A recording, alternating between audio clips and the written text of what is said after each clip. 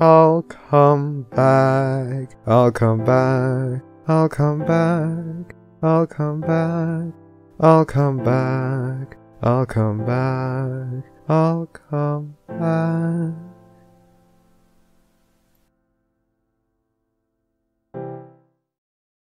I'm pretty sure we're online. Just need to get Discord in the right spot. There we go. All right, 5, 4, 3, 2, 1. Hello and welcome to the Barcast. So what is it? What's the phrase? Where the bar gets lower every single week. That's it. Your bartender's for the evening will be a non-pencil. You doing okay there, honey? In Nagamatic Oteku. Are none of us like right in the head today? Flam and Wi-Fi. Have I ever been? Can y'all speak? Milk. Nope. And my name's Flutter Priest. This week we have a very, very special guest! Oh my gosh. Every single one of you people that are fans of that Fallout stuff has requested over and over and over. We have him here today. We have Somber. Hello.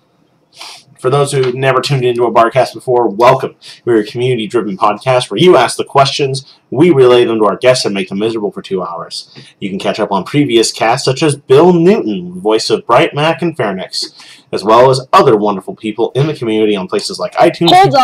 Hold on. What's that other character's name? Yeah. Or say that again. Fairnix? Oh my god. That's his name. It's not Phalanx. It's not Phalanx either, if you're going to say It's that. Fairnix. Fairnix. Whatever. Man. I put you all in a bag. I thought I disrespect the Bill Newton's character, boy. I'm not a true brownie. Anyway, we got questions out on Fanfiction and shit.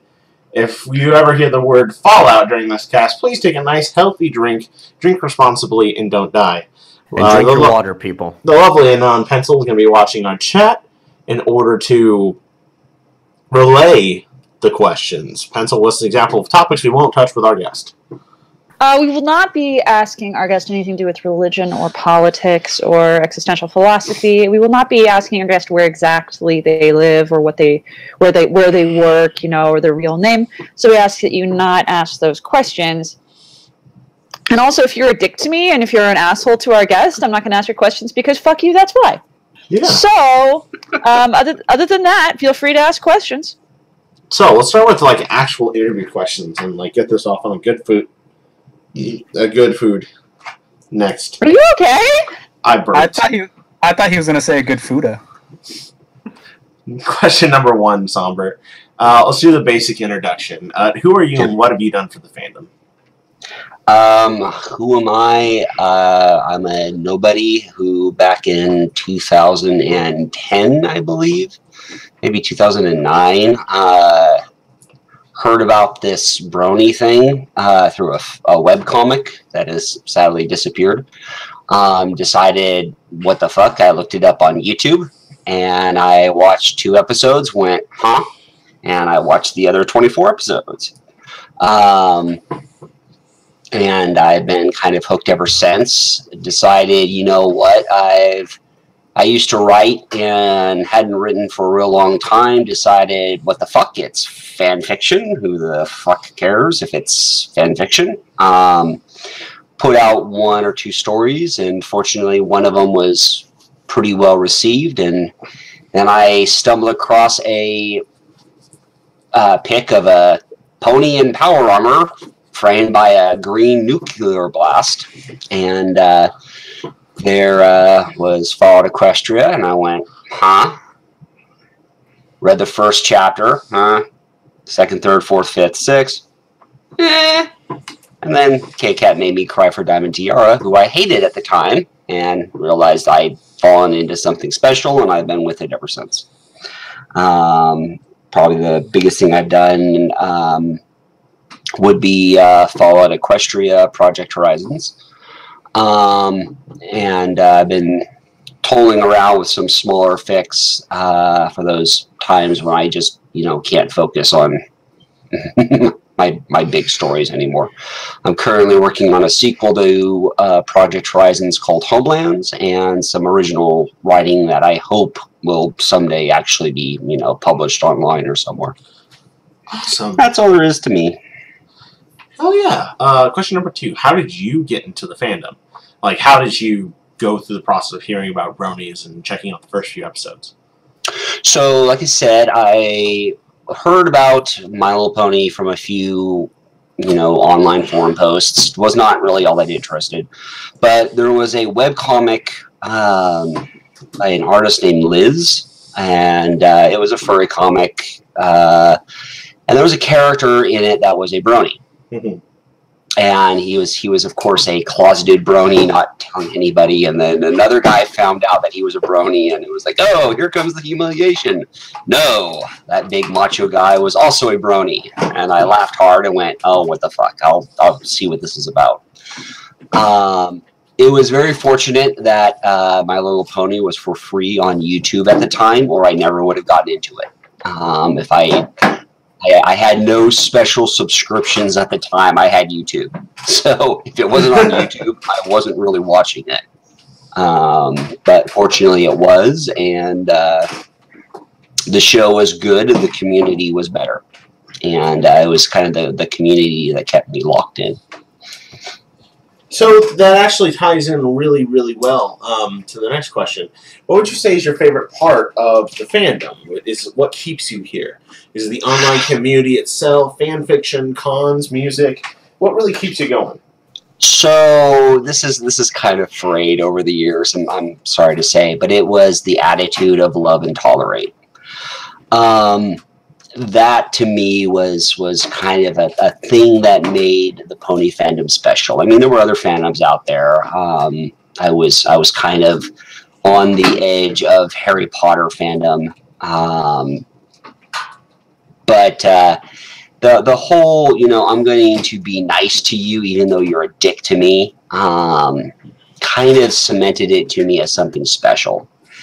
Now, sadly, you look at the internet today, and it's not quite that anymore. I mean, there's still a few people that follow that credo, but oh well, stuff happens. Right. I do love the people. I love talking to people. I love meeting people at cons. I love talking to people in podcasts like you Fine Fellows. So. It's really the people that make it special for me. What cons do you usually frequent?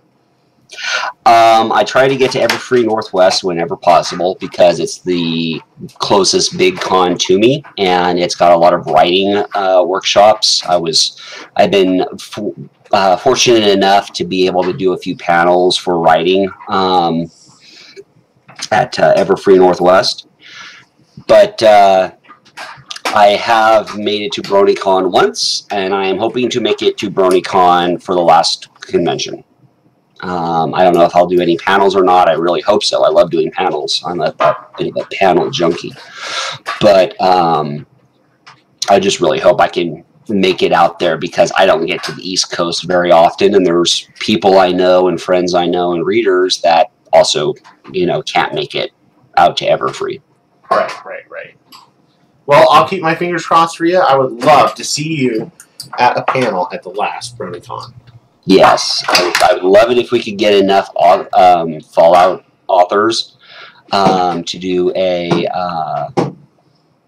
FOE panel, but we'll see. We'll see what happens. I'm a Fallout author. Cool. You want to be on my panel?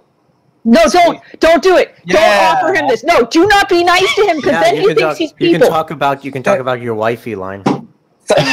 Somber senpai noticed me, you guys. Good lord, now he's gonna think he's people. Speaking of people, if there's one thing that you could say to your followers or your fans, what would it be? Thank you. Thank you for reading. Thank you for caring. Thank you for giving me criticisms. Thank you for, giving me shit. It kind of confirmed, it helped me feel like I was an actual person in the world.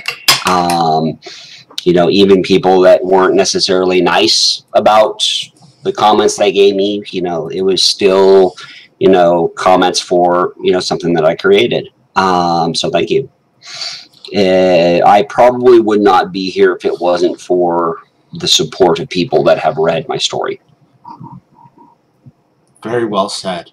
Now then, it's time to get complicated.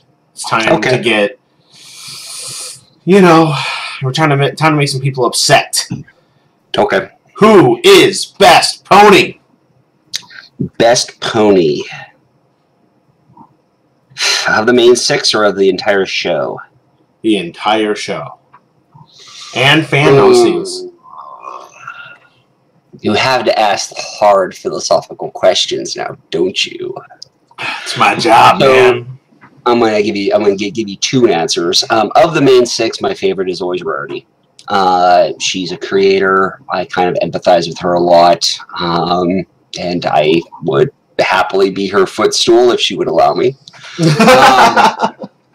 Of the entire show, though, the character that I find most appealing is tied between Shimmer and Glimmer. And I kind of think the two are more interchangeable than I think the show meant them to be. I like characters that have screwed up, like big screwed up, and are trying to deal with the consequences of that screwing up. Now, granted, the main 6, you know, unless you're a filly who was, you know, misled by a centaur, they're a pretty they're a pretty forgiving bunch. But you know, everyone in life makes a mistake, at least one. I mean, and how that mistake defines you is kind of a measure of your character. So I really like Shimmer and Glimmer because they screwed up. The show doesn't gloss over that they screwed up. There's no, oh yeah, remember that time when you were a demon and you tried to, you know, run a town with an iron hoof? No, we actually bring that up, and it's kind of a bad thing that you did that. So I do appreciate the show for doing that. No offense. Just no offense, like not even okay. No, that's what happens in the show. I got Enigma's joke. Fuck. Wow. And I laughed at it.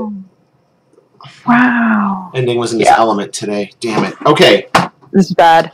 Now then, it's time to actually get into the user-submitted questions. And of course, we can't start it without that one from the chat. Okay. How big's your penis? How big is my penis? Yes. So, are we using metric or imperial units? Okay. So we had somebody actually measure their dick in spaghetti noodles. So you can get creative with this. No. I need to know it's easier. It's easier with the metric system because I can use millimeters, and you know that makes it easier. I think it's around 4 or 5 millimeters long. Maybe 6 when I'm really excited. It's tiny. It's absolutely small. I was about to say 4 or 5 millimeters, and they're sitting there going, "Does he know? Someone's got to tell him. Does he know?" It's the smallest. It's the smallest. I think it's in Guinness World Records. It's the smallest penis ever. Yes, that's Somber's penis. Congratulations. Well, at least you know you own it. I do. I will take whatever little things I can be proud of, and if it's a small penis, then god damn it, I'm proud of my small penis. Little things you can be proud of. That's very cute. So you pull down your pants and someone goes, "Ooh woo, what's this?" No, they usually go, "Oh my god, it's so cute." Perfect. Not that I get the opportunity to do that very much. Well, this is going to be a depressing cast. Let's you did see what my name was, didn't you? I should have known. I should have known.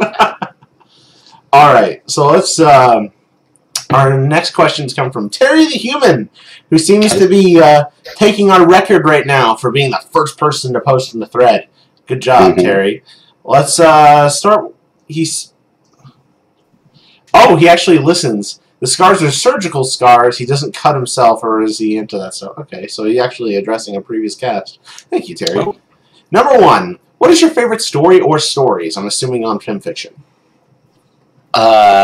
So my favorite story, right? That like ever On Fanfiction. I wonder. on Fanfiction.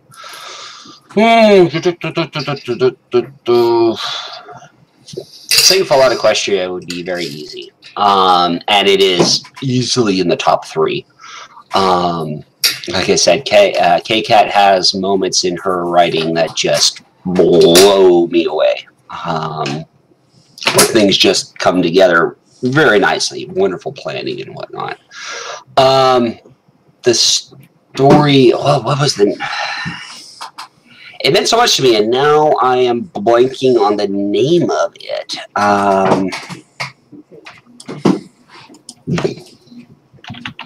Tell us about it. It's one where Twilight Sparkle finds herself in an insane asylum, and... Is it Asylum? I think it's Asylum. Was the author Demon McCrae, I think his name was? Yes! Yeah. Oh God, that's an old story. That's a throwback. Jesus. Yes, I love that story. Yeah, man, I it needs to update it and finish it. No, I love Asylum. I love the play on the character, and I once had an opportunity to talk to the author about the story and just guess how it was going to end. And he replied, "God damn it, Somber, how did you get my notes?" I'm like, yes, I can guess the tragedy. No, Asylum is a great one. I also, and then if you were to ask me what my favorite fic would be, it would be Misshapes by Grimm. Oh. It's a Twilight and Nightlight incest RP or fic. RPA. Mm-hmm. What, and that's not so much my thing, but it's incredibly well written. It's not just, pony A, pony B, they fuck. It's, what are the actual psychological ramifications of this relationship that Twilight and her father have gotten into? So if you're gonna get off to age difference incest porn, you got to make sure it's well written, is what I'm hearing. Yeah. Got it. And I go for quality of writing. I'm a snob, but regular just porn where it's like character A and character B have sex is just boring. I really like to get into what happens with the characters' heads when they're, what does the sex actually do to them? Not just, how does it feel? Okay. Oh, okay. Well, then the next question is, what is your favorite shipping pair in MLP? Favorite ship? My personal favorite ship is Blackjack. I wrote a fic called Rarity's Rodeo that kind of toyed with the idea of them being in a relationship together. They're such interesting diametric opposites that they're really fun to play with romantically. And I have a lot of fun with Blackjack as a ship. Mm-hmm. Are they actually going to make it canon in the show? I don't know. I mean, we now have She-Ra, where every character is LGBT. Will they ever be brave enough to say Applejack and Rarity are in a relationship? I don't know. But it seems like the show is kind of toying in the same direction as well, so we'll see. Cool. Then what is your lead... It says latest, but I'm guessing they mean least favorite ship. Least favorite? I don't know. Gummy and Tom? I don't You know. take that back! Is that They're meant to be! is that an actual ship going around? I have no idea. It probably is now that I've mentioned it. I will make it. I don't know. I should No. Boulder and Tom. Just saying. I can definitely see, Gummy lying on a sun-warmed Tom's body, the warmth baking through him, relaxing him from his daily tensions of dealing with Pinkie Pie, and he slowly relaxes and slips out, and Tom is grateful for the intimate contact. Sorry, I can write this. Why are you giving me this idea? Why are you doing this? And Bloomberg watches the whole thing. Oh my Yes, god. and he blossomed. I'm so upset at all of you. I feel like Gummy's gonna have a long internal monologue while this is happening. Oh, yes. Number 4. What's your personal favorite story that you've written? Gosh, I can't think of one. No, it's Project Horizons. Yeah. And just because, one, it's by far my best received story. I occasionally get emails from people telling me that my fic has saved their lives. And you get an email like that, and it just sticks with you. I'm really proud of the story, especially that I finished. I mean, it's got huge problems. It's way too long. It has way too much junk shoved in. I mean, you could probably cut out a third of the story and nothing would change. But I finished it. I finished it. And that usually doesn't happen with things I write. I usually get like 3 chapters in and go, I don't like it anymore. It's not feeling right. I got a better idea. Somebody, I actually stuck with it and I finished it, and I need to finish more stories. I love Blackjack. I always will. My problem now is I keep turning my main characters into Blackjack because she's so much fun to write. And, like my other stories, I always like Simply Rarity. I'm trying to make Scotch Tape her own character for Homelands. And right now I'm working on a original story, and I asked a close friend of mine who reads a lot of my stuff that no one else gets to see by the light of day, what he thought of it, and if I should just, let my my inner darkness filter go and just write whatever. And he's like, yeah, just go with it. So we'll see where that ends up. So I wanted to take a quick moment to interject here. Because one of our normal casters, Ravage, isn't able to join us today. And Blackjack is actually his favorite pony. Ever of any sort. In the interest of today being a very actual special day for him, but he can't join us, I want to set aside a question just for him. What went through your mind when creating Blackjack's character and putting her through the character arc that she had in Project Horizons? And, of course, if there are possible spoilers involved, here's the warning for anyone online. Yeah. The story's been out. The story's been out for 2 years now. So, at spoilers at this point, sorry. You're going to get spoilers.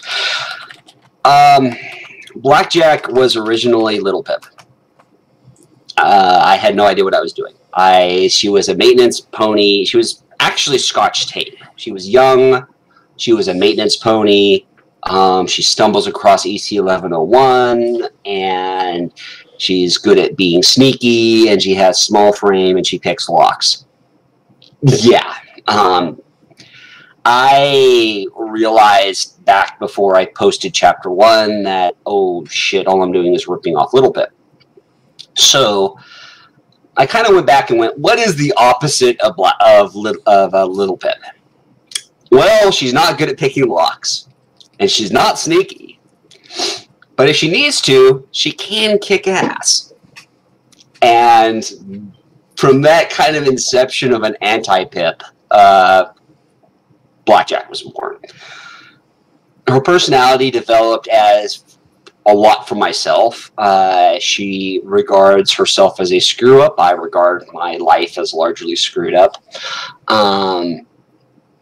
But Blackjack was kind of this almost biblical deconstruction of the martyr. You know, can one person truly do all to, you know, save the world? Is it possible for one person to give that much of themselves for the world? And what are the consequences of that? And she tries, she does. But in the end, you know, it's only with the help of other people, her friends, the people she loves, the people that stand by her, that she's ultimately able to succeed. So yeah, I mean, that's kind of where that arc came from. The various things she goes through, I mean, I came up with an idea of a physical nadir, a psychological nadir, and a spiritual, you know, bottom out. And those were chapters 33, Happy Horn, which I think is 43, and then just before the end. If I recall, in another interview, you stated that you accidentally turned Blackjack into a slut, kind of? Yeah, I did. And here's the deal. I mean, she was from a sexually promiscuous stable. I didn't intend for it to be that sexually promiscuous, but when you're writing a fic and publishing it in serials, it's been about a month between chapters for you, whereas for the reader, it's been a chapter. So I'm writing this and I'm like, oh, hey, and they bang, and oh, hey, then they bang, and oh, hey, then they bang. Well, for me, this was spaced out over, you know, 3 months. For the reader, it's like, God damn, Blackjack just is screwing left, right, and center. So, yeah.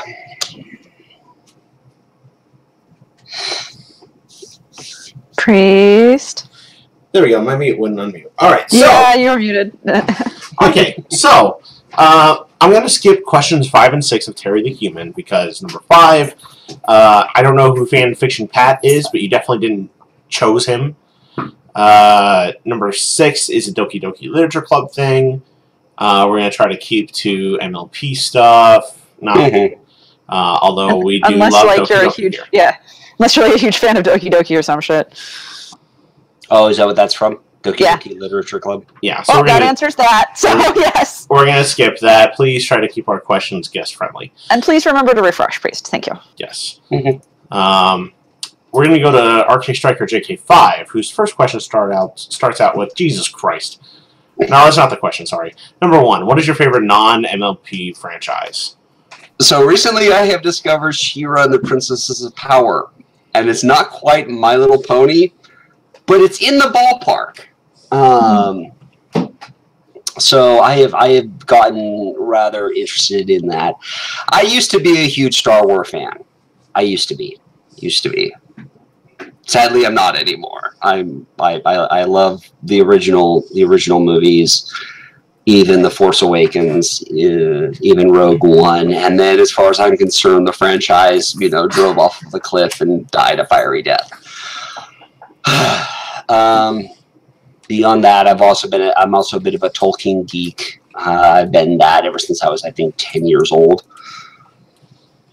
But yeah, that's the most current one though is actually Netflix's She-Ra. Go fig.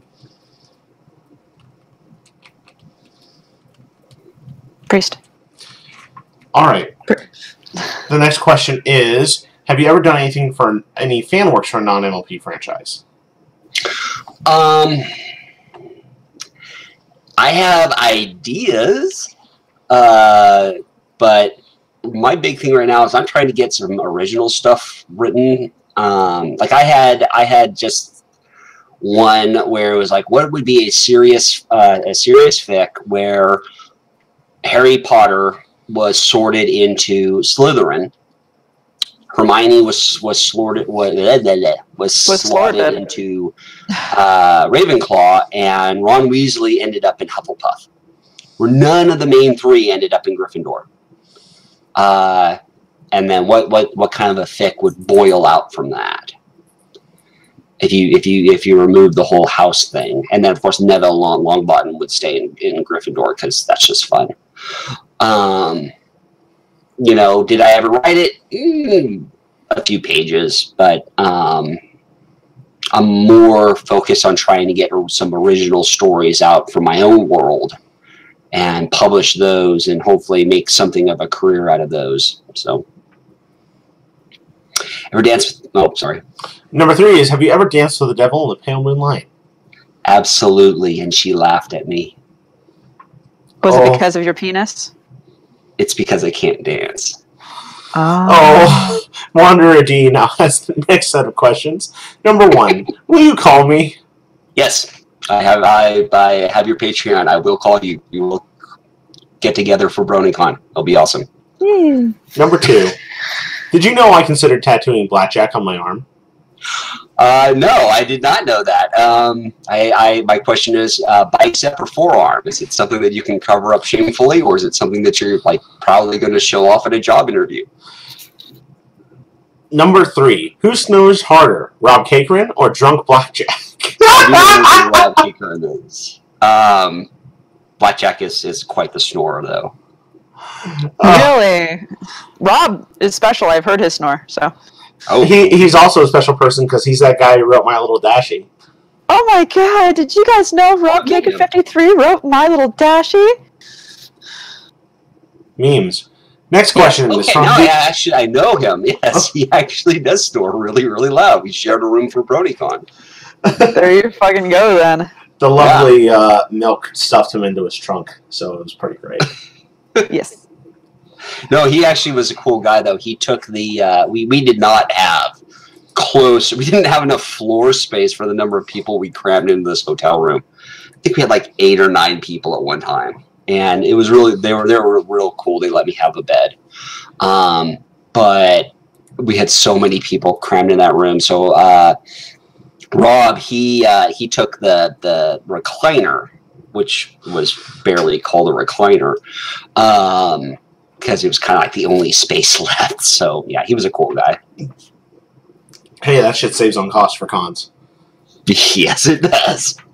So conventions, but they are money sinks. Yes, they are. The Barcast usually jams its entire self into one little room, so we know how that works. Now we're going to the other guy who is going to try to make you uncomfortable. First question is, how does this make you feel?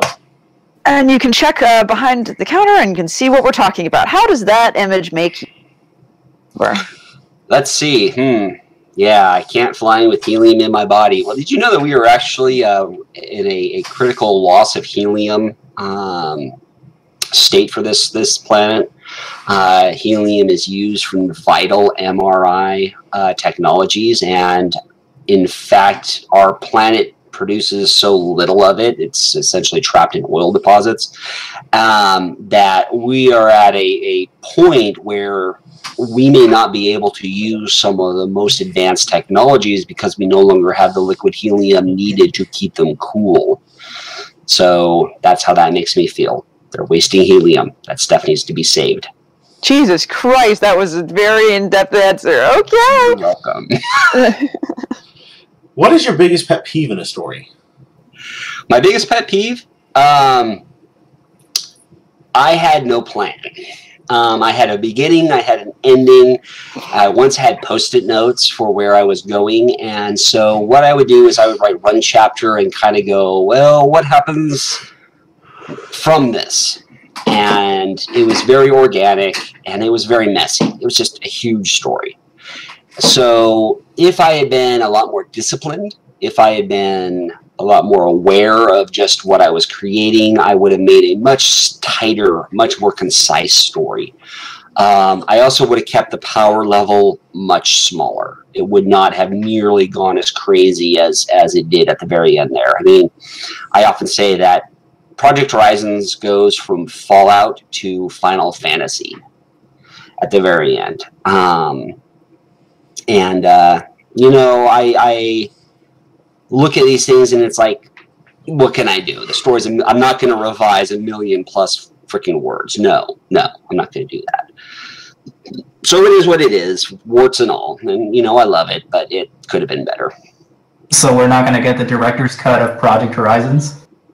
No, you're not. There's some people that tell me I should deponify it and try to make it its own human thing, and I don't think that would work very well.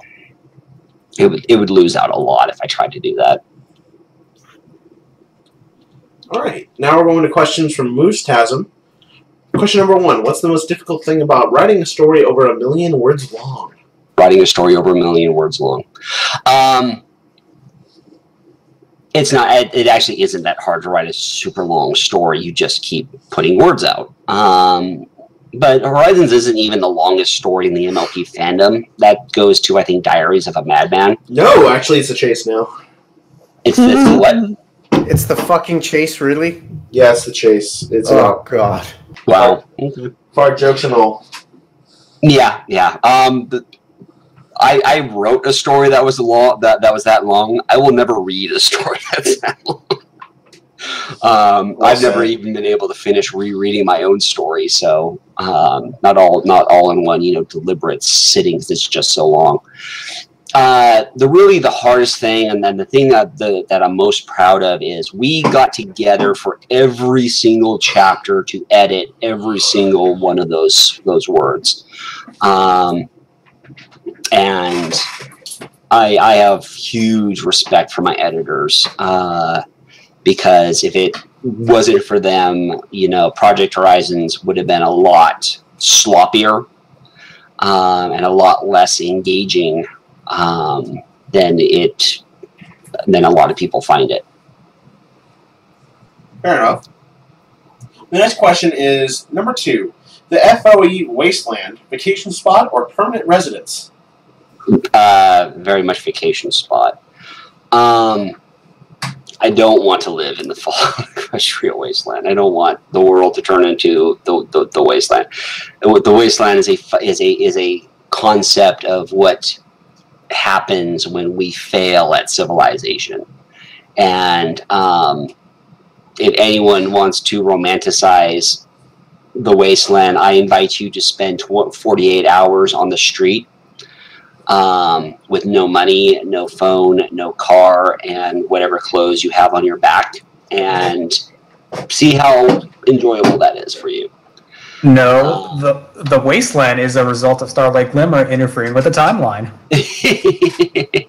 I love that. Where this little Pip looking at the bear. I like the version where Glimmer's like mouthing off at Twilight, and little Pip shoots her from. Because Little Pip knows what Twilight looks like. Yeah, that's how it gets resolved, is Little Pip snipes Glimmer as she's mouthing off. I don't know. That episode, I would have loved that episode to say, okay, fine, Glimmer. Let's go back, or let's go to a future and we'll see what happens to your village. And, like, her village has turned into the magical Borg. Like, even she is just one more drone that has had her cutie mark stripped away from the masses, and I don't know. I would have liked to have actually seen what the future of Starlight's village would have been if Twilight hadn't of done what she did. That's a really interesting thing. I like that. Number 3. I've gone and broken the timeline again. In order to prevent time from collapsing on itself, you must replace one piece of historical artwork, yes, any kind of literature counts, with Fallout Equestria Project Horizons. What piece of art and history do you replace, and how has history changed?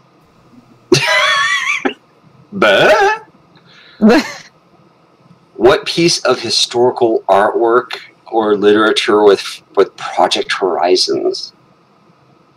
I'm tempted to say the Bible, but I think that tiptoes on the no religion rule. It does a little, but I'm happy you said that much, so thank you for that part. What else would you replace? It was funny enough. I mean, if you want to get as influential, you could do Machiavelli's The Prince. Well, the whole thing with Horizons is it's a question of sacrifice, and how much good can you do with sacrifice on your own, and how much do you need other people? I mean, if Project Horizons was somehow, thing is, I mean, if you sent it all the way back there, people would have no clue what they were like cyber what's it? Replacing flesh with machinery? What is this blasphemy of which you speak? I think that you would have to set it back in time to around maybe the 18th or 19th century, just so people would have the basic clue of what was going on, and not kill you for heresy. Well, just to have some clue of what's going on. I mean, we have to remember books are extremely rare. Novels weren't even around until about the 17th century. So, I mean, Gulliver's Travel, or not Gulliver's Travels, Robinson Crusoe is one of the very first novels as we know them modernly, and that was, I think, 18th century, 17th century. So, around there, England, I think some people would read this and they would be like, we need to rewrite this and edit out the ponies and put in something else. I don't know. I don't know what the effects would be. So on the third day, Blackjack rises. Fucking next. That's what happens in chapter 34. Dragonfire 42. I hope you're all having a great evening. Here's a few questions for Somber. Number 1. As a creator, have you had a backseat writer tell you how to write or not to write? If so, how did you handle the situation? Yes, I have, but it wasn't a writer. It was a editor. Ooh. And it was very unfortunate. I worked with Snipe Hamster, and he is a great guy. He really is. He put in, days of work on Horizons. But as the story was going on, he pointed out that it had a lot of stuff in it that just had nothing to do with Horizons. And he wanted to go back and take out certain things, like Lacune, who is a major character in the story, and just edit out the goddess, the scene of Blackjack and the goddess, edit out. And unfortunately, he couldn't accept that was something I could not do. I mean, I was psychologically, emotionally, physically not capable of doing that. There were some people that had talked to me that were like, Lacune is the reason why I reread this story, because as far as I'm concerned, Lacune is the best pony in the story. That's how you pronounce her name? I've heard Lacune. I thought it was Lacuna. Okay. It's got that freaky A-E at the end, so Lacune. I thought AE it makes the I sound like old school Caesar is Aurelius Kaiser. So it's because when you type in that name on Google and then it gives you the sounded out thing, it says Lacuna. Does it? Yeah. However you want to pronounce it. It's fucking English. Yeah, English. And Latin. The thing you have to understand about English is not a spoken language. English is a written language. You can pronounce a word as gobbledygook as you possibly want, and as long as the other person kind of understands you, you've won. Whereas written down, the word is what the word is, regardless of how you pronounce it. Like lasagna or bologna. Yeah. Enigma, I will kill you, and I know you know why I'll kill you for that, Enigma. Babada boopy? Number 2. I'll also kill you now, Flam. Beebada boppity. How did you start as a writer, and did you start with another form of art at first before getting into writing? My first writing was fanfiction. Not anything pony, though. It was a Mrs. Frisbee and the Rats of Nim fanfiction. Back when I was, I think... Let's see, I was... Around that time when it was released. No, I think it was like... No. Yeah. I know offense meant to Somber, but I don't think he's old enough to be a 12-year-old when that was released. Yeah. I definitely didn't see it in theaters or anything like that, but I watched the cartoon, I read the book, and I came up with a fan fiction where they were all turned into furry, anthropomorphic, rat people. Oh. Yeah. I was a furry before I knew what frickin' furries were. Congratulations. Yeah. But I wrote that, and oh god, no, I was even younger than that. I was like 10 when I wrote that. Christ. Anyway, I wrote it, and then my older brother told me what copyright was, and I cried my eyes out. And yeah, I'm like, I wrote something illegal. I'm gonna go to jail. No, you didn't. You did fine. I know. Fair use. But that was the very first thing that I wrote. I liked writing. I wrote poetry as a kid. I took writing classes. I love writing workshops. Writing workshops are a blast, whether it's running them or whether it's running them or being a part of them. I always recommend writing workshops for anyone that wants to actually seriously write. Are you aware of the write-off community in the fanfiction community? There's a what? The write-offs. Oh, is that like a contest? Kind of. It's a bi-weekly group on fanfiction that writes both original and MLP-based fiction, and basically does workshops and all of the stuff they make. It's really worth checking out. I'll put some details on it later. Yeah, after the cast, you guys can discuss it more. Yeah, sure. It sounds like something that'd be up your alley. Now, go on. Sorry. But anyway, what happened was I went to college, I took a bunch of writing courses, and then my creativity died. I was trying to get some original stories done. I got one story to, I think, 100 words, or not 100 words, 100 pages. And it just tanked. Real life hit hard. College did not go how I planned. My dad died of ALS. And needless to say, my creativity took about a 10-year hiatus. It wasn't until the show came back that I saw the show, and I had the idea of, what would happen if Fluttershy, had a chance to kind of reflect on her actions. And figured, well, it's fucking fan fiction. So if people don't like it, it's fan fiction. It's fan fiction. The bar is not set ridiculously high, and anyone can enter. So why shouldn't I? So that was actually got me back into seriously writing. And I'll always be thankful to the show and the community, for that, because I really enjoy creating worlds. I'd go as far as to say the bar gets lower every week. Now we're going to questions from... Oh, sorry. Go on. The second part of his question, how did I handle that situation? And regrettably, Snipe Hamster left the team, and I don't fault him for that. The direction he wanted the story to go, I couldn't take.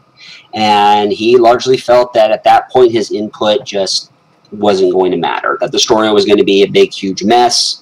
And it was. It was a big, huge mess. I mean, there's no denying that. But the things that he wanted, I could not deliver. More than pity. But, I love the guy. He's a great guy. If you ever see him, he's awesome. Snipe Hamster. Okay. Then we're going to go to questions from Alex _. Number one is, out of all the 1,781,141 words in Project Horizons, which word is your favorite? Cunt!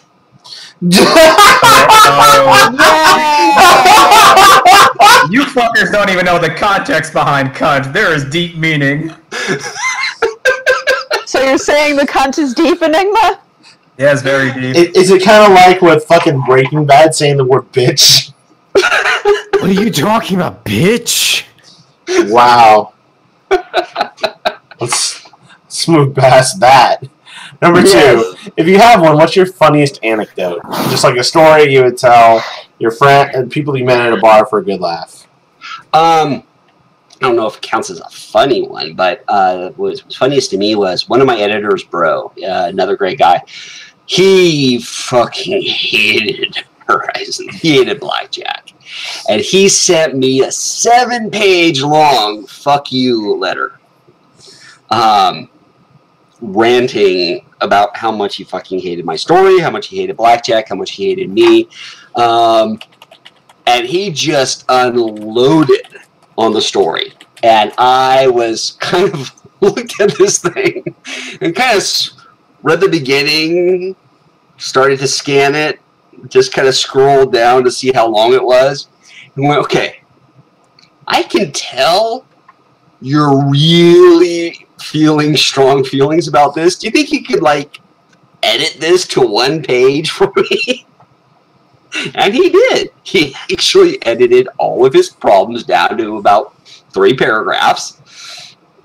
And I went and I read what he said, and it blew my mind because, yes, 99 was a rape factory. P21 had been violated repeatedly, and Blackjack was utterly oblivious to this fact.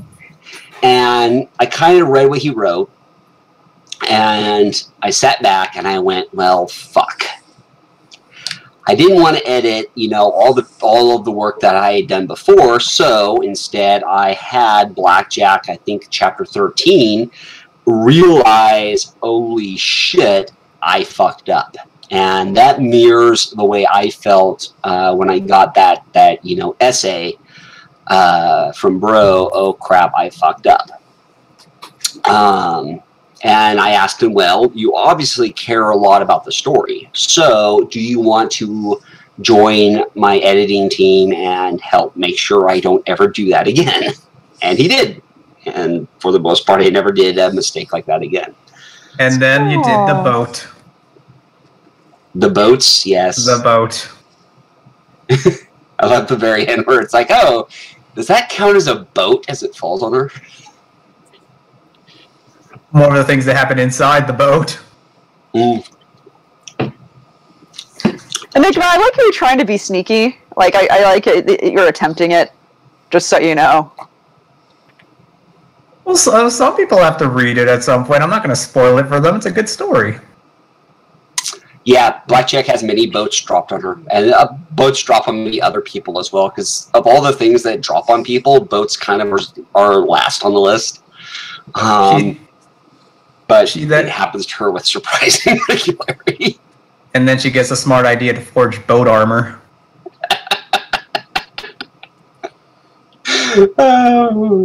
All right.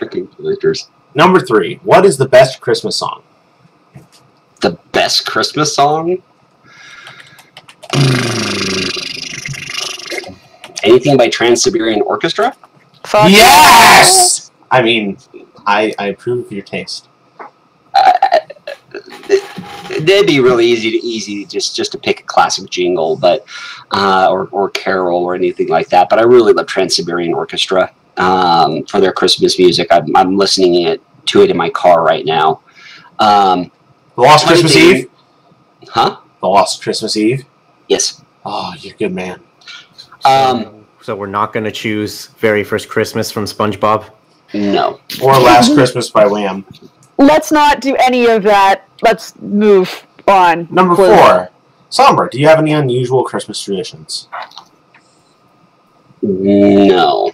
I have no unusual Christmas traditions. I'm atheist. It's time I spend with my family. Fair enough. Oh, lovely. Trotting on forward, number 5.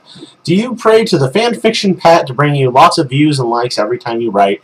Oh my god, did we just make Fanfiction Pat a meme? Oh, sorry. I missed that question. What was it again? So he's referring to a question way fucking back by Terry the Human. Why did you chose Fanfiction Pat, and now he's referring back to it? He's shitposting at you. Are you sure that is Fanfiction Pat a thing? I don't know. Yeah. It's a thing now. F in the chat for Fanfiction Pat, please. No idea. Thing was, I originally was just putting it on a Google Docs. I wanted to upload it to Fanfiction, but the problem was we would occasionally go back and make changes, and we didn't want to make changes to two manuscripts. So we went through, we got all done with Horizons. I edited what I felt needed to be edited, and only then did I start uploading it to Fimfix. It took me almost a year to get it onto Fimfix because it was actually a very exhausting task, and fortunately, about halfway through, I just turned it over to my editor, Hines, who's a great guy.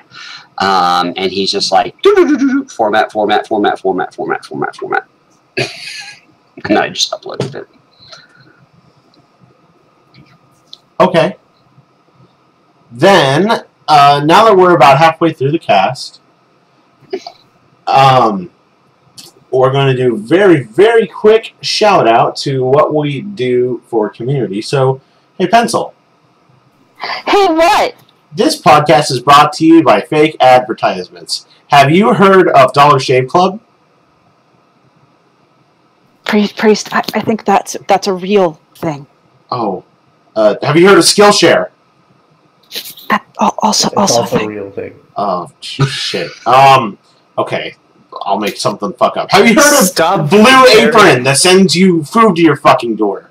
Priest, that's a real thing! Oh. GoDaddy? Okay, then have you heard of the Barcast Patreon? No, what's that about? It's our show, though. If you donate to our Patreon, we send all the money that we take every month to Horse Rescue for Red Wings Horse Sanctuary out in California.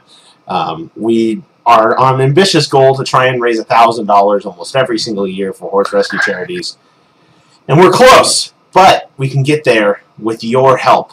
And maybe you don't want to just send us money. Maybe you want a little something in return. Check out our YouTube description. It has a link to some merch, like a little mug on it that says, I need a drink, something like that. And you can buy it. And it sends us money. And you get a mug. So do it. Thanks. Moving on to questions now from Rundown Jet. Also, okay. Alex, post fucking links. Number 1, what is your favorite meal, snack, or food stuff that's really unhealthy, but just so good? Curry. Oh, curry. Curry's not bad for you, though. Curry can be hella good for you. No, because I'm a horrible lazy cook, so I get this Golden Dragon curry, and it's delicious. I think it has cocaine in it, but it also has like super trans fat palm oil in it, and I'm pretty sure it's gonna kill me, but it's so freaking delicious. Yeah, if I actually cooked real curry and not use this. They're literally like curry crayons. That's how freaking thick the oil is. But it tastes so good. I love chicken curry. Number 2, what is the biggest or weirdest fear that you have? Biggest fear I have is dying slowly and painfully. That's fair. Given Project Horizons, I'm not surprised. Dying would be fine. I mean, blowing my brains out, that's no problem. I'm dead. I'm gone. It would be horrible for the people that the people that love me and care about me.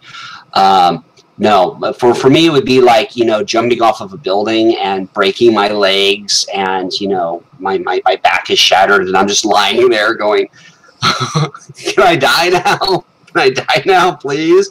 Oh shit! No, here comes the ambulance. Fuck! Why did I fuck this up?" And then they give you cybernetic limbs. On my paycheck? No, not with my insurance. Yeah, that's my deal. I'm not a huge fan of pain, so go fig. Number 3, why is bagged milk the best milk? Because it's in a bag. Oh my god. I'm not gonna rant today. Number 4. I have no idea what bagged milk is. Is it like bagged milk? Now I have to rant. Okay, so in Canada, okay, they have milk in grocery stores, and they sell it in bags, like plastic bags. But the thing is, when you take it home, you think, oh, you just pour it out of the bag, right? No, you don't. They have special pitchers that they make that you put the milk into. Oh, so you pour the milk out of the bag into the pitcher, you think? No. You take the bag, you set the whole fucking bag into the pitcher, then you cut off one corner of the bag, and then you use the pitcher to pour the still full bag of milk out of the tiny hole in the bag you made. And when you seal it up, you have special clips you can buy in Canada for your fucking milk. Literally, this is fucking how Canada drinks milk in some places, and it's stupid! I have been educated, thank you. I had no idea. You got milked, son. Fucking, you can see it behind the counter. You can see a picture of what they fucking do. So, oh, dear. Fuck you, Canada. Number 4. What is your one annoying habit? So something you do that annoys people, or something other people do that you just can't stand? I have a bit of issue with certain noises. I'm not a big fan of loud bangs and slams and whatnot. I don't like yelling. No. Sorry. No. This is fine. I mean, like, people yelling, like, right behind me.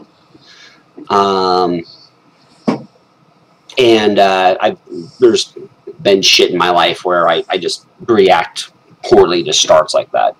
My most annoying habit is I have a horrible habit of getting aversions to doing it what needs to be done. Like, someone will email me, and rather than just reply back, yeah, sure, that's fine, I will spend 4 days putting that off before writing back, sorry it took me so long. Yeah, sure, that's fine. I'm a horrible procrastinator. And one of the miracles of Horizons is that we got it done as fast as we got it done, because it is really hard for me to focus on meeting deadlines. Well said. Then, number 5. What is the theme song for your sex life? Okay, you want to hear it? Yes. Okay. Oh. That's the theme song to my sex life. Beautiful. That's probably the wittiest answer we've gotten. Number 6. Okay. How would you describe yourself using only 3 words? Sad, lonely, pathetic. I love you. Please, no sad. Number 7. If your entire life thus far was a movie, what would the title of it be? Why? What? Do you need a hug, man? I'll give you a hug.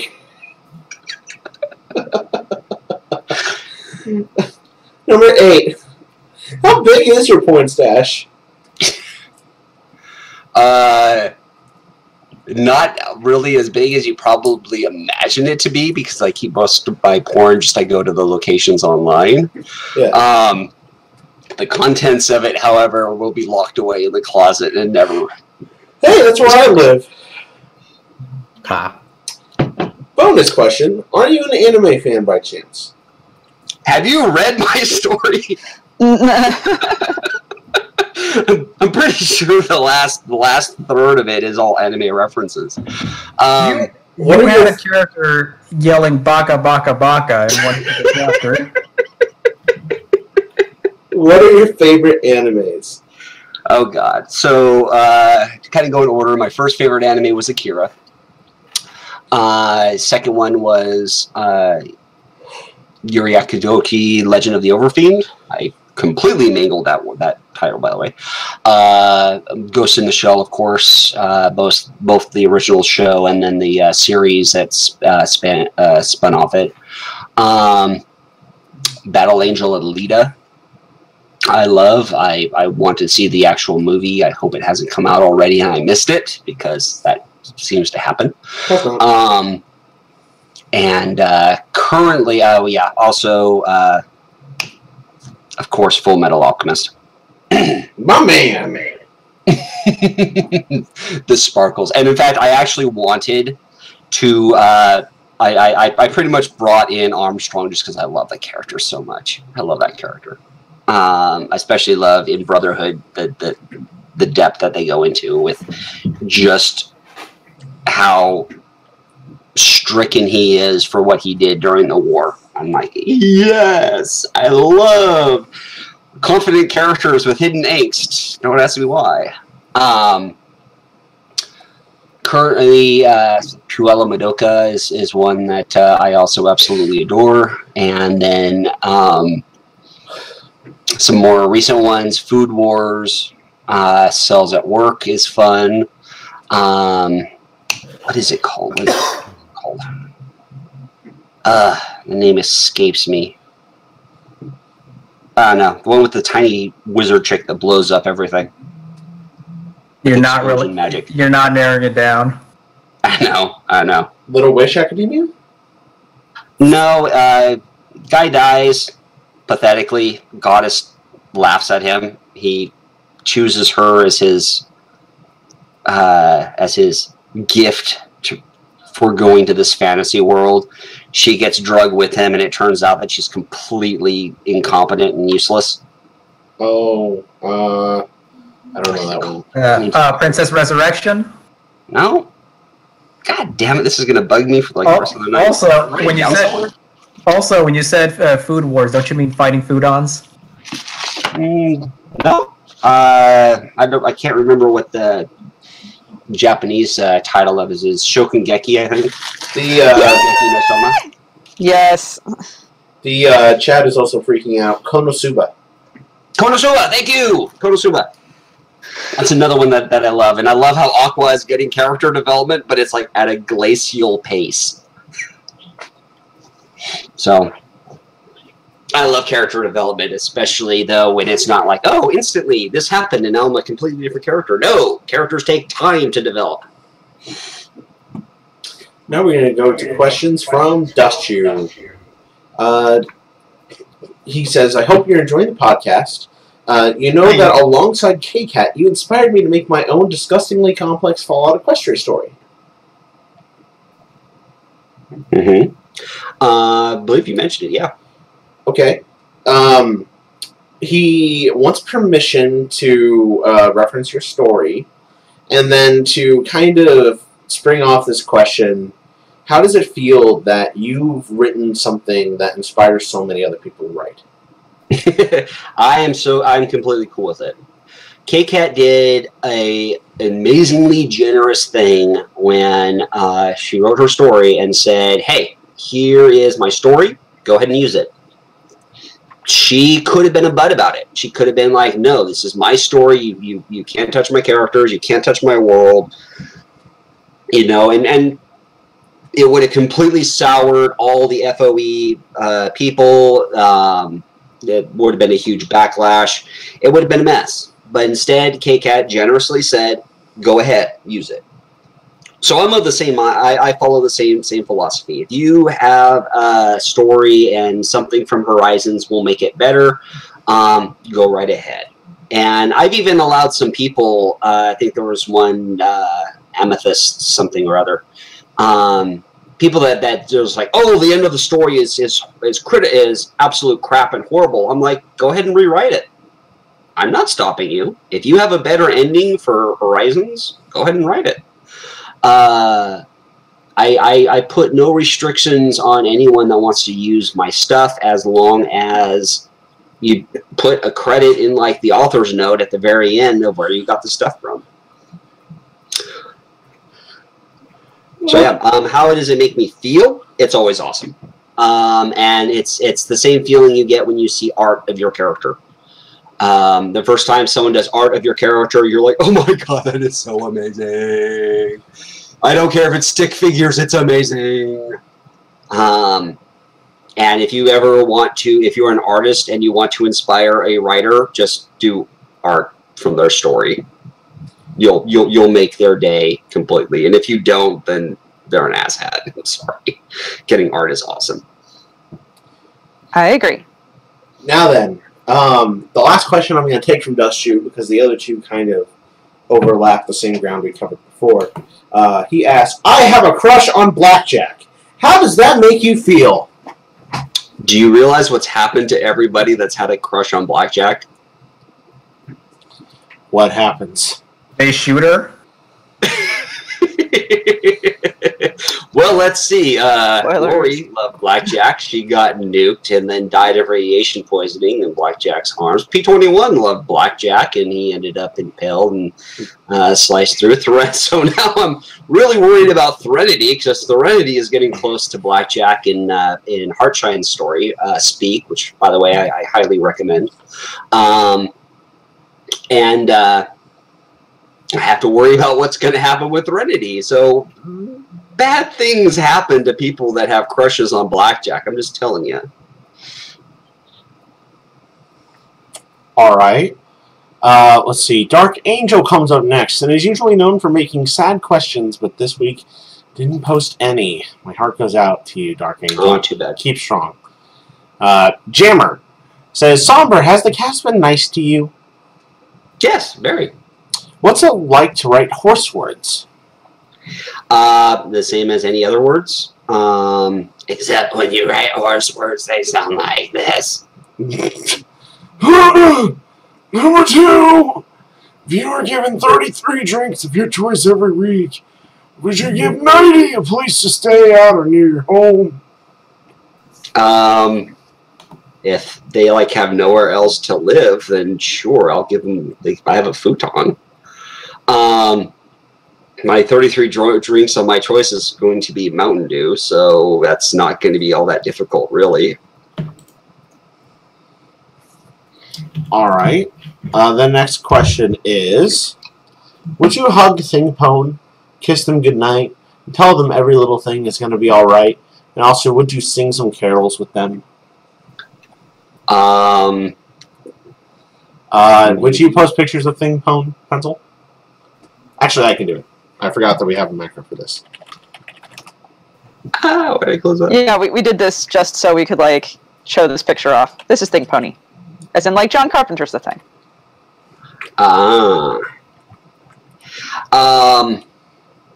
Sure, why not? I mean, if she's going to eat my face, then at least she can be eating my face while I do nice things for her.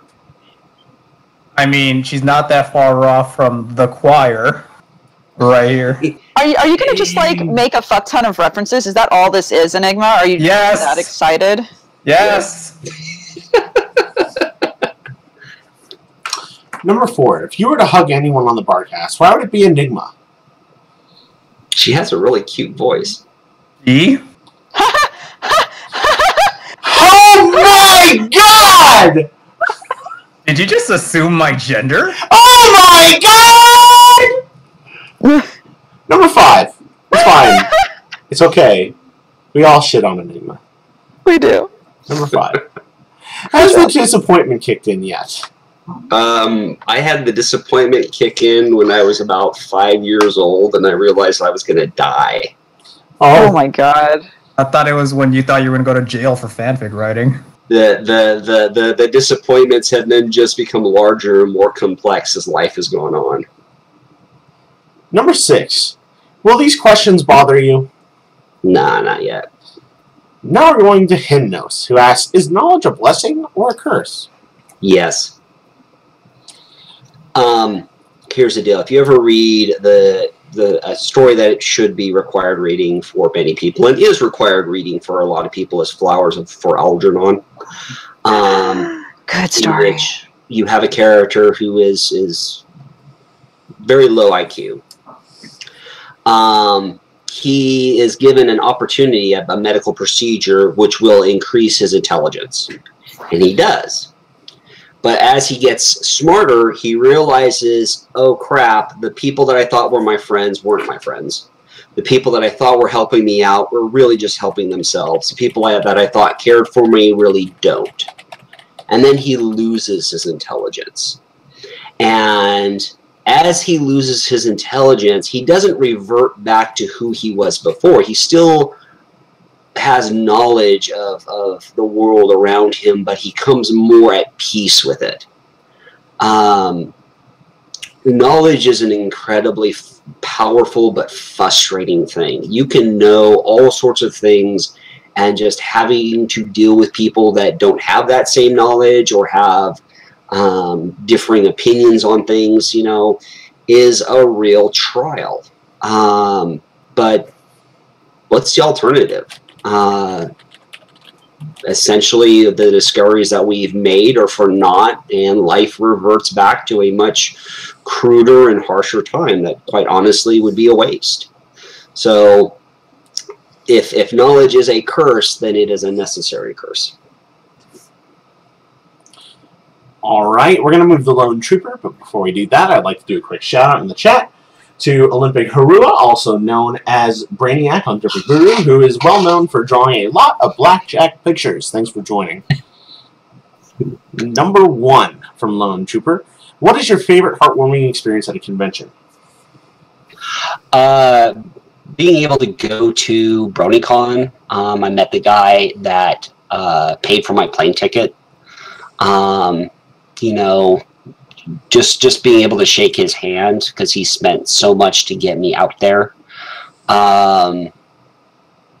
You know, meeting people that are fans of my work is wonderful. Occasionally it's exhausting because I've had fans that have wanted to talk for hours about Project Horizons, and I get it because they have not had this opportunity till just now, and they may never have the opportunity again to talk it. You know, but I've had readers come up and tell me that my story kept them from committing suicide. I've had people that say, you know, reading Horizons helped me get over my alcoholism or other, you know, drug problem. And when you have those interactions with people, it's like, wow, I was just writing a pony story. I did not intend to change people's lives with my story, but I did, and oh my god, that's fucking awesome. And occasionally a little overwhelming. Blackjack got someone off alcoholism? I feel like the opposite should have happened. It's that Blackjack doesn't give up. You know, and the thing was, Blackjack was very, like, as Little Pip, you know, dealt with her addiction. Like I said, I was ripping off a lot of the original at the start. Blackjack was going to be an alcoholic. She was going to have that alcoholism meltdown, but fortunately, I kind of was able to write it. She's, you know, a functional drunk. She needs the alcohol to deal with the trauma in her life, but she's able to at least keep herself together at the worst parts of it. All right, then let's see. Going to Lone Trooper questions. Forgive me, I'm nursing a bit of a hangover today. Are we dealing with number one still? No, we just finished one. I thought so. Okay. Number 2, what writing advice would you give to those starting out who would like to create their own stories? This is not limited to MLP or Fallout Equestria. Okay.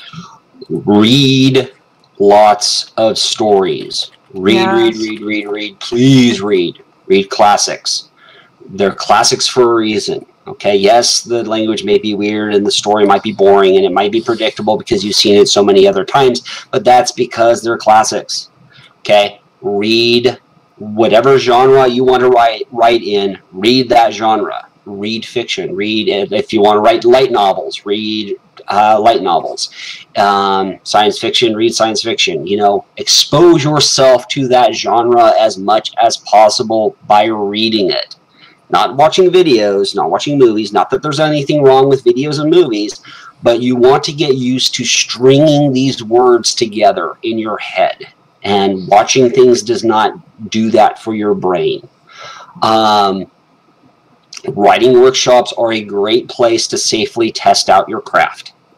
It'll give you ideas of how to build a character. It'll give you ideas of, you know, how to write a plot, of how to, you know, what is a good story versus a story that doesn't offer anything. But above all, you know, reading is one of those critical things that a lot of would-be writers skip. They're like, oh, I watched this movie and I want to write a story on it. Well, that's great. I'm glad you watched that movie. Have you read the script for that movie? Odds are they haven't. You know, the reading is a different medium than watching. And if you are going to be reading things, or if you're going to be writing things, you really should have an idea of how these words go together and how these stories get put together. So above all, it's read. It's read as much as you possibly can. Number 3, then. What motivated you to create the amazing story known as Project Horizons?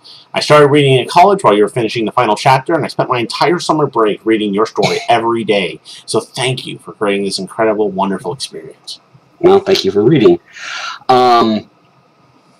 So I was reading the original, and I have a bad habit of creating characters. I make OCs like nobody's fucking business.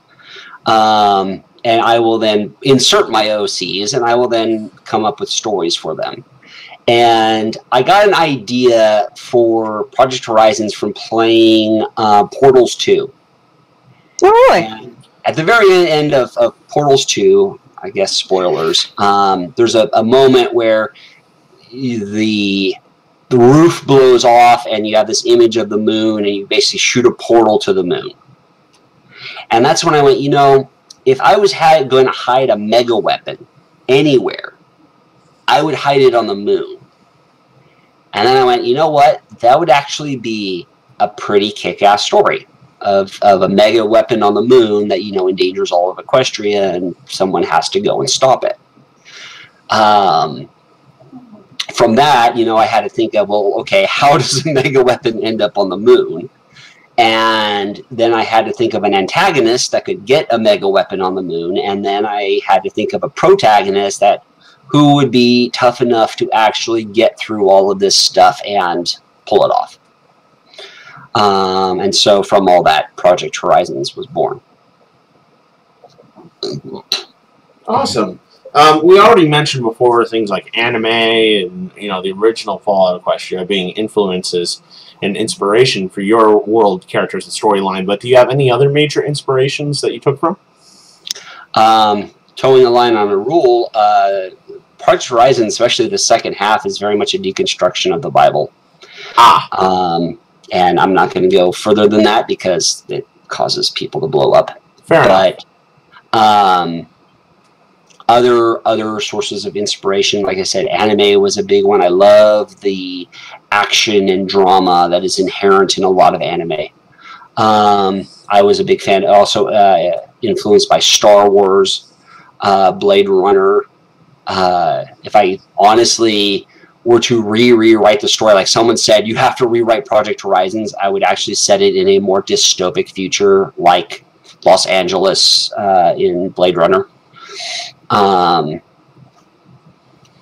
Just because the setting is so rich and lets you do so much. So yeah, those were kind of my major inspirations. That's kind of funny. I had not played Fallout before starting the story. I had no real knowledge of Fallout. The knowledge I got from Fallout was through the wiki. It wasn't until I finally was able to get an upgraded computer that I was able to play Fallout 3 for the first time. And I finally realized what actually, happens in Fallout. So, yeah, if a lot of people criticize, well, this doesn't feel like Fallout, well, there's a reason for that. It's much more on the Equestria side of Fallout Equestria than the Fallout side. All right. Then, number 5. Did you have any ideas for Project Horizons that didn't make it into the final story? Paladin Mustang. Oh. Damn it. Oh, man. Paladin Mustang. I was going to have Paladin Mustang and I think Hawkeye and Havoc. Because they're all pony names already. God damn it. I had Armstrong. I was going to introduce Mustang, Hawkeye, and Havoc. And I was shut down. My editors, all of them stood against me and threw a line in the sand and said, no, Stronghoof is it. You don't get any more Full Metal Alchemist characters. And I was like, but they're already ponified. It was so bad. I was planning on, because if you remember at the very end of Horizons, the people that Blackjack sends with her, one of them was a flamethrower person. That was going to be Paladin Mustang. All right. Then we already kind of covered number 6, what you had for feature writing. You already teased at the upcoming possible sequel-ish to Project Horizons. Well, I'm writing Homelands as it is. I hit a big patch of depression recently, and it kind of kept me from making progress on Homelands. But I'm releasing that as I write it as well. I'm doing it the same fashion that I did Horizons. The other project that I'm working on from original one is largely a story of a princess taking back her country with the help of her anthropomorphic furry rabbit. And it's pretty freaking dark. It's a lot darker than I thought it would be. But apparently that's where my brain likes to go. And then, speaking of dark, why can't Blackjack and friends just be happy, damn it? I want to see happy ponies. Because happiness is precious. Happiness is the exception to the cruel brutality of life. It is a treat that makes life bearable. If you are happy all of the time, life becomes saccharine and meaningless because there is no struggle. Blackjack and her friends struggle for their happiness, so every moment that they get happiness is precious to them. All right. Yes, yes. There's a reason my name is Somber. And then, out of interest of time, we're going to skip that last question. Sorry, Lone Trooper. I know you really like it. Dun, dun, dun, dun, dun, dun, dun, dun. Okay. Now it's time for questions with Violon. It's time for questions with Violon. Also, your fan is really loud, Priest.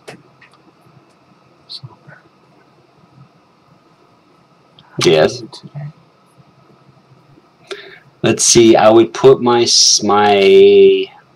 desire to live at about a 6 right now. Like if I were to suddenly have the house collapse on me and kill me instantly, that would be fine. But I don't have any plans to go out and purchase a gun and blow my brains out. Well, that was sad. How are you? I like that. That was all the questions. Was that No, it was just very somber. We're going now to questions from 8th, who we just had on last week. If you want to check out questions there on 8th, or if you miss certain questions like I've been seeing in the chat here from this cast, everything is up on YouTube. Go check it out. Alex, post a link, please. Somber 8th. He asks you to please talk dirty and make airplane noises so he can expand his collection and his dong. Fuck. Penis in pussy. Fuck. Cum.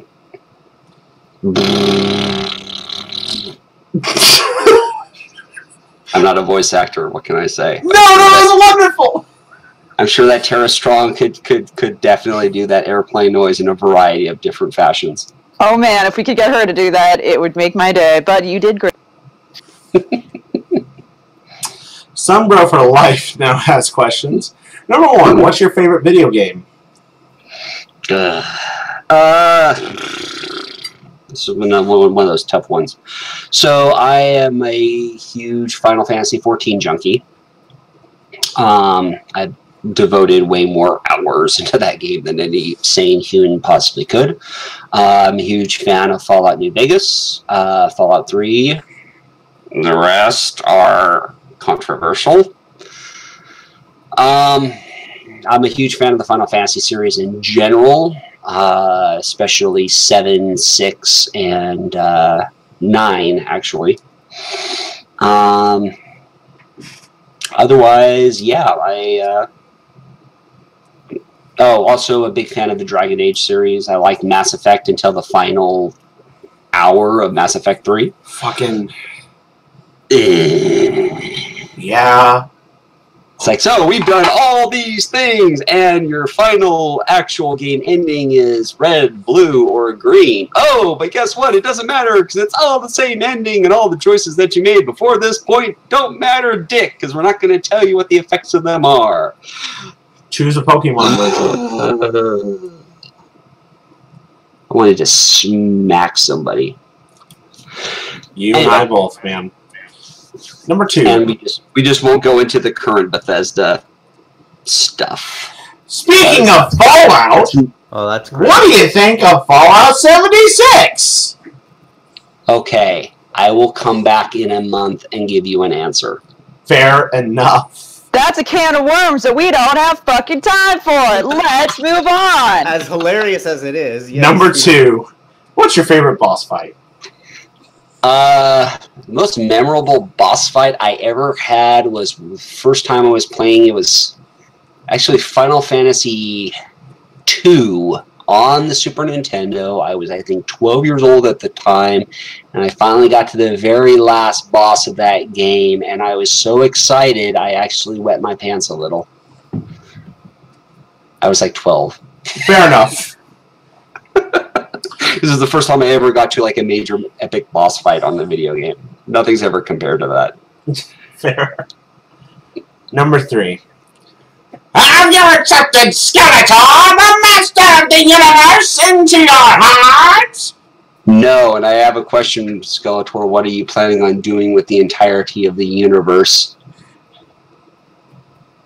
To destroy He-Man! Okay, and let's say you do. What then? Bake cookies! Can we you just bake cookies? Can you bake cookies without defeating He-Man? Well, I mean, if I did, they would be bittersweet. Life is often bittersweet, Skeletor. Oh, Can we just get a meme image of Skeletor having existential crisis? yeah. Anyway. Good job, Priest. I don't know. Can someone just accept me into their heart, please? Number 4. You are in itty bitty Equin City. What buses do you start? I have no idea. And number 5. Do you even praise, bro? No, I don't. I'm an atheist. Okay. We're going to Tony Montana. Grace, did you mean to say businesses? You said, what buses do you start? It says buses! What do you want from me? Am I just gonna lie and say like, oh, he meant businesses. Praise? I think he meant penis. Do you even penis, bro? We're going to Tony Montana. Just shit's crack. Hey, that's a joke. Number 1. When did you first start writing in general? Like I said, when I was really young, I read, like I said, Rats of Nim, really inspired by it. I also think I was reading Albedo furry comics, and so that's kind of combined with the two to make a fanfic for that.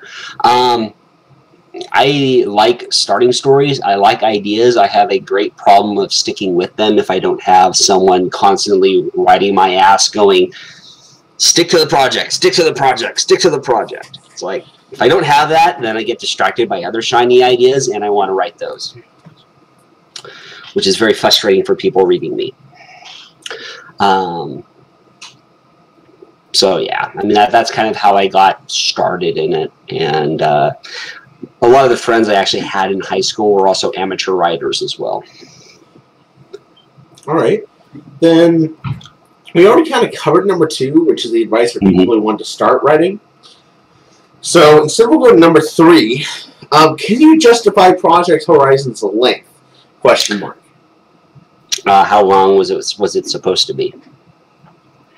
That's the non-answer. Right. The deal is when you're publishing chapter by chapter, you have very little control over length.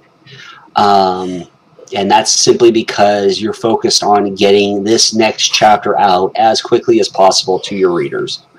And I mean, if you look at the length of some storylines in comics that publish serially, they sprawl all over the place too, because they have to. So if I were to magically go back and wave a magic wand and edit the fuck out of Project Horizons, I would have probably a third less story. And it largely wouldn't make that much of a difference. But writing it at the time, I was writing it the only way I could write it in order to get it done. Right. And like that's one of the reasons why I don't really like this question personally as a writer, is that you're going to write it the way you feel like it needs to be written. Yeah. And as that says, like, even if you take a chapter aside to just characterize somebody or deepen a relationship or something like that between two characters, or introduce a new character, even if it doesn't further the plot, like, you're doing what needs to be done.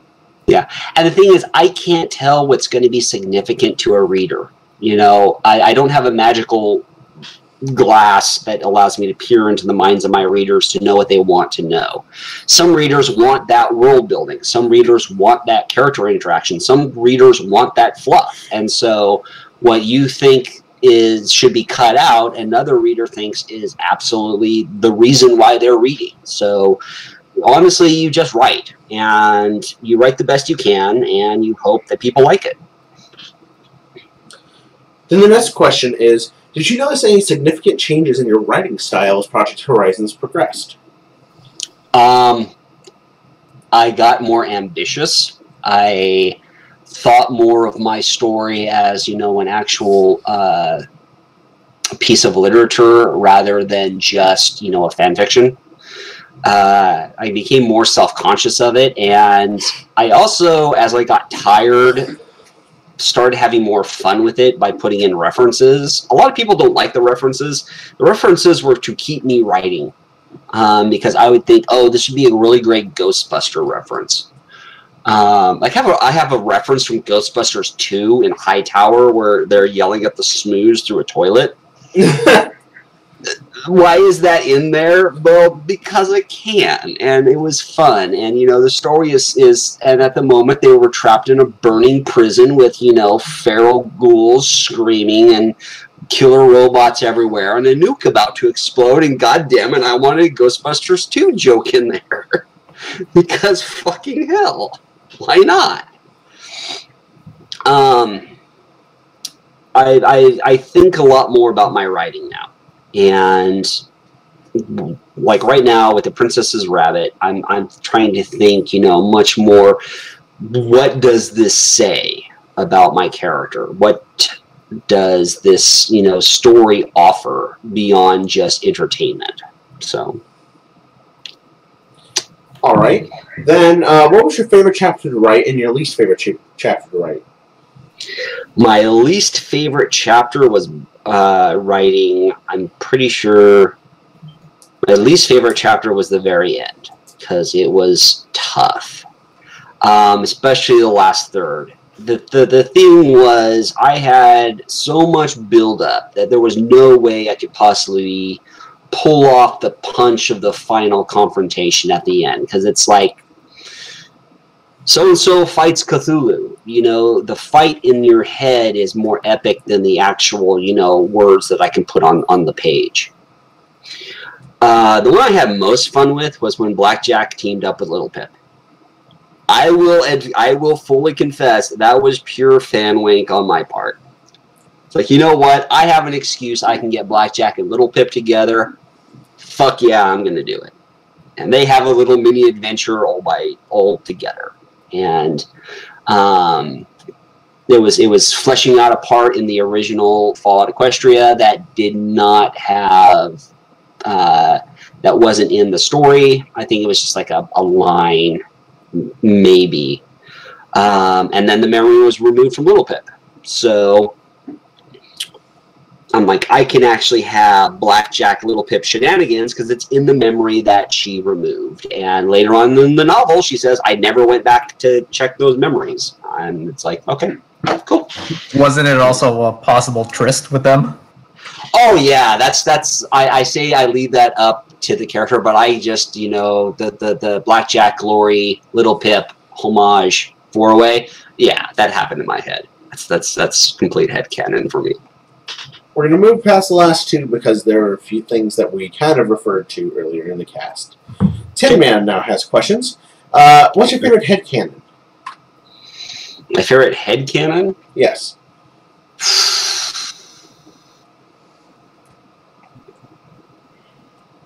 I don't know. I can't think of one. All right. Then we're going to do some kind of lightning round questions. Okay. Do you prefer bug ponies or the gay deer? I honestly have a soft spot for the bug ponies. Okay. Bird ponies or bat ponies? Bird ponies being Pegasi. Bat ponies. I want them in the fucking show already, damn it. Right? Number 4. Do you even crotch boobs? No. Number 5. Why not dragon boobs? I don't know. Number 6. How does this picture make you feel? Damn. I would say 4chan. 4chan. There was a time. It's pretty much it's past now. There was a time where I could pop into 4chan's Fallout Equestria channel, and it would sound exactly like that. Good. Good. Who is this mysterious 4chan? Please no. I heard he was a server admin. Please no. Off you fuck, Flam. Off you fuck. Now we're going to our lovely shitposter Muggany. Number 1. Okay. Was there an initial length that you originally planned on giving the story that wasn't as long or short?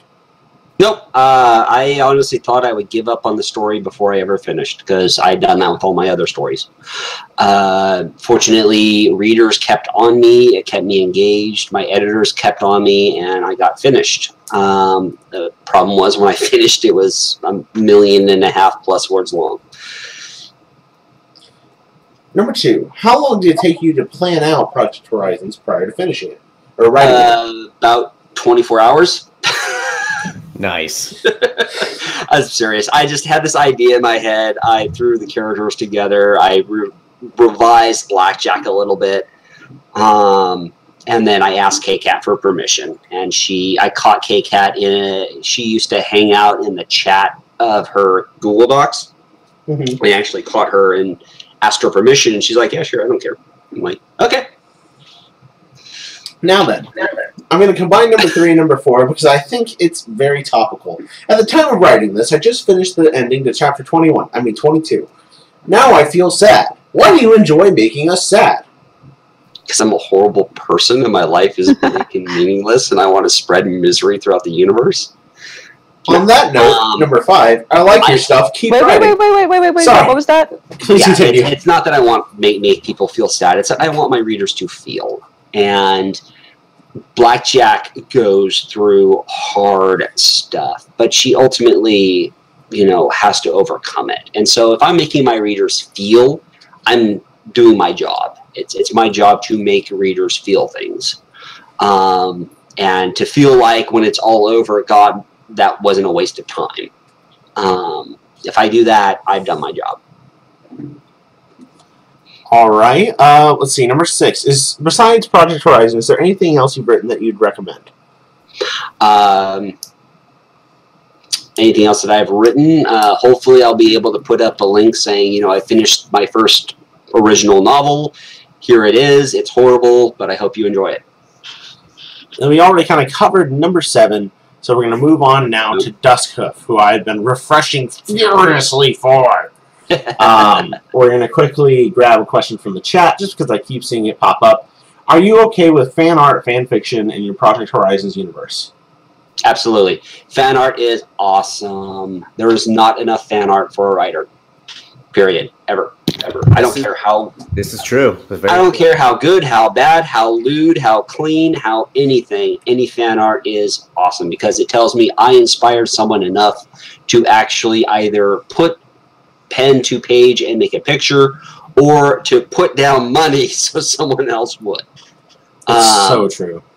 Yeah, it's a huge ego boost for any writer. And if you really want to give that writer a good day, give them fan art. It's so true. And usually if I get fan art for a story, I almost always make it the cover art. But yeah, that's much harder for you, Somber, because I'm sure you've gotten more than you can handle. Yeah, to be fair, I've gotten a lot. I do. And I was blessed with Vector Brony. Vector Brony came along, and he basically became, I think, the official Fallout Equestria artist. He did art for all the characters. He did art for all of... I mean, he put out so much art for Project Horizons. And a lot of people who drew later art for Project Horizons got their art from Vector Brony. All right. Stuskov starts out, "Hi, Somber. I'm a big fan of Fallout Equestria and Project Horizons. You did a fantastic job of it.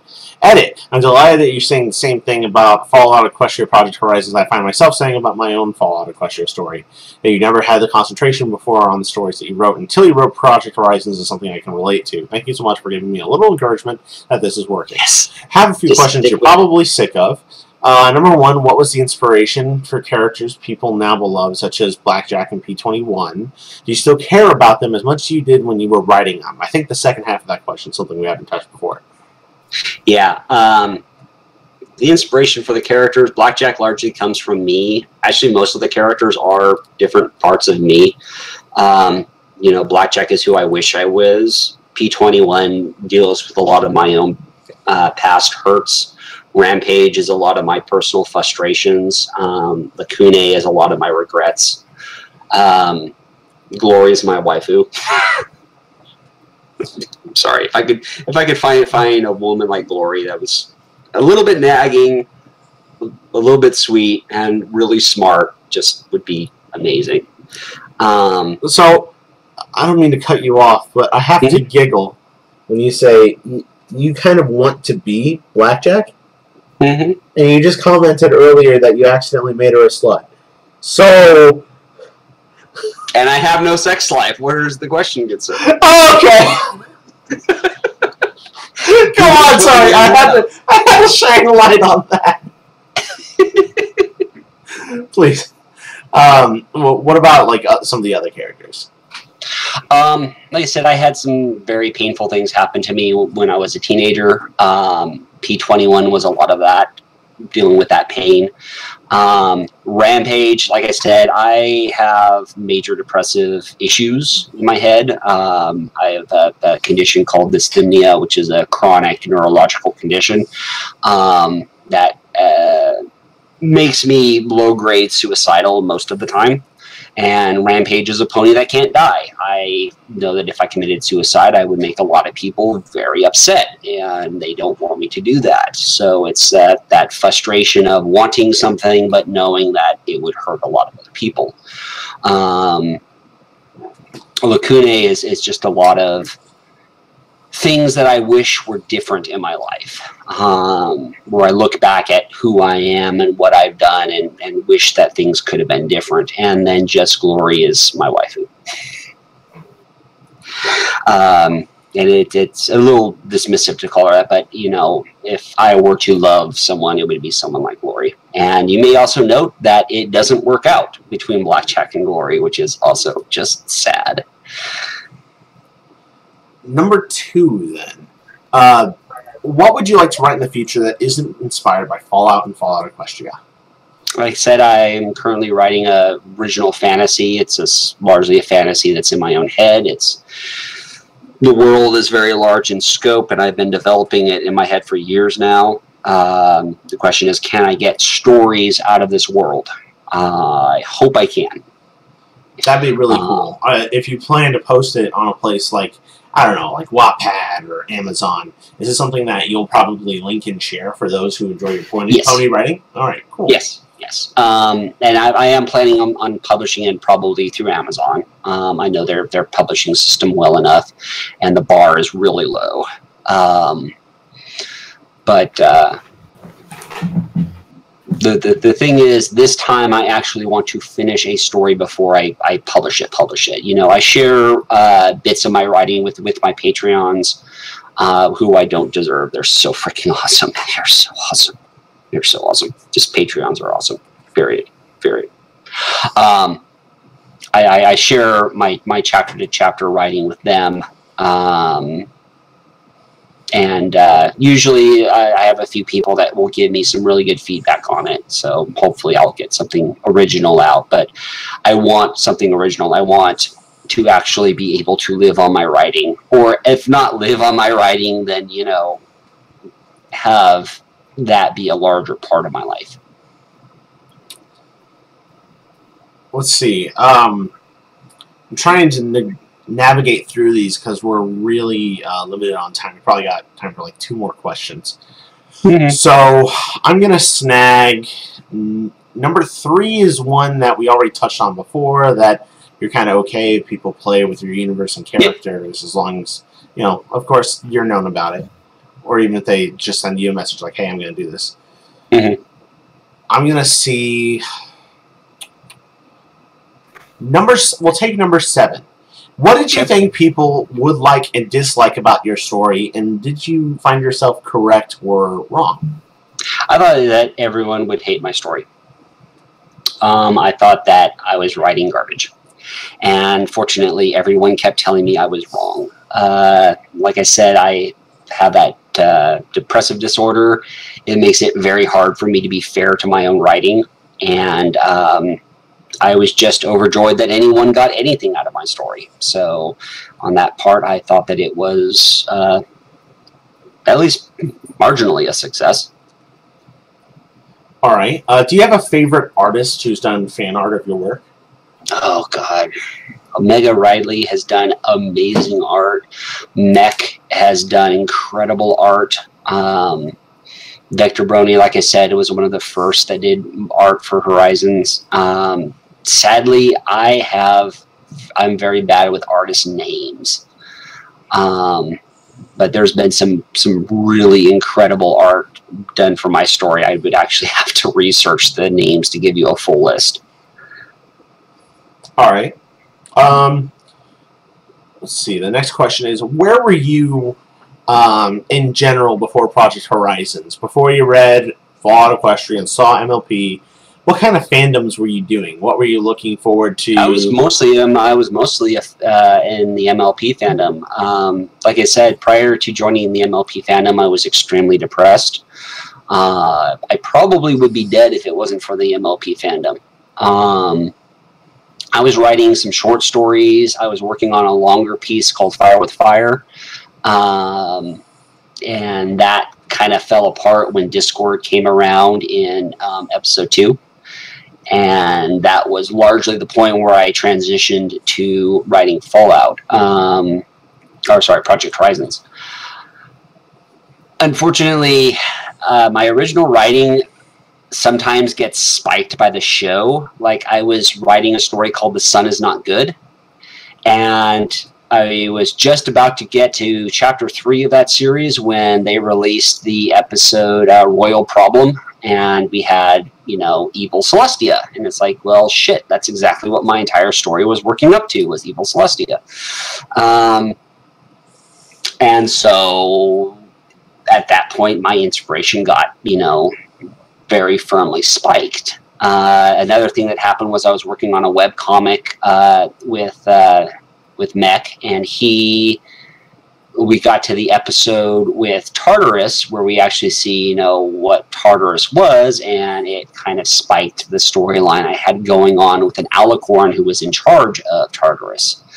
So, yeah, it's like every now and then the show will throw a curveball, and it's easy to say, well, just make it alternate universe. And it's like, sometimes the story doesn't allow for an alternate universe. Like right now, I have a story called Friendship is Incarceration, which was created as an alternate universe, so it works. It's a clear violation of the universe as, the show, as the show depicts, because I intended it to be a diversion.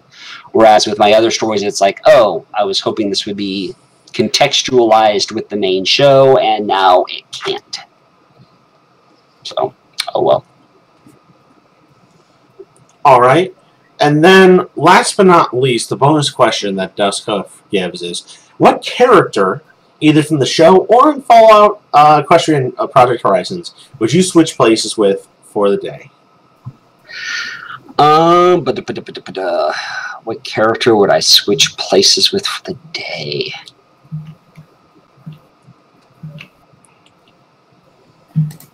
Probably I would switch places with Boo for a day, if I could be in Boo's body. And that way I could, just kind of hang along and tag along with the rest of the group as they do their stuff. And eat snack cakes. Aww. That's adorable. All right. Yeah. Well, and plus, I'm pretty sure Boo would not mess up my apartment too much. So.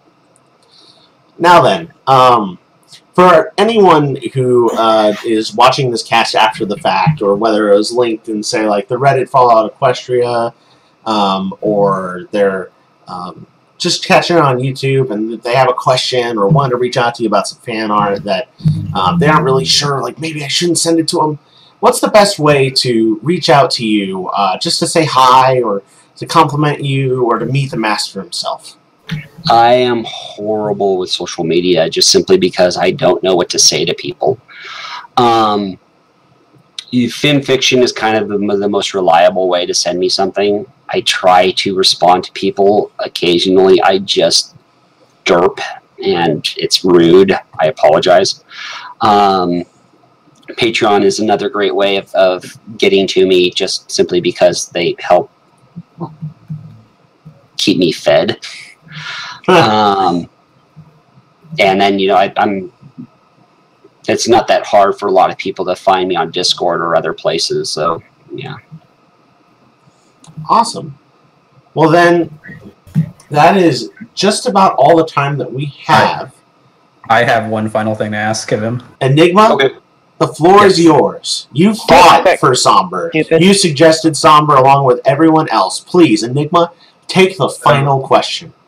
So, Somber, could you rate my Fallout OC Oh my from god. shit to not shit? Are you kidding? What the fuck is wrong with you? I have to take this opportunity, you guys.